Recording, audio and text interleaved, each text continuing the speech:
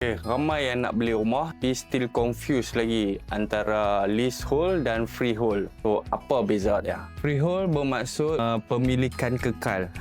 Selagi ikut undang-undang, harta tanah itu milik kita tanpa had masa.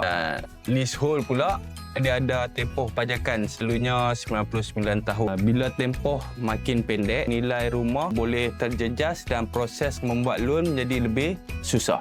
Tapi jangan terus anggap leasehold tu tak bagus.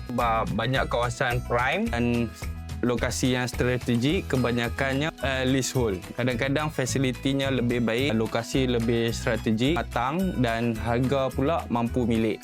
Freehold selalunya lebih mahal sebab status dia pemilikan kan. Leasehold pula kadang beri peluang untuk beli rumah di lokasi yang lebih strategik dengan harga yang lebih murah. Jadi mana yang lebih baik? Jawapannya bergantung pada bajet, lokasi, tujuan beli dan perancangan jangka masa panjang. Jadi jangan beli rumah ikut trend. Beli sebab ikut kesesuaian dan keperluan kita.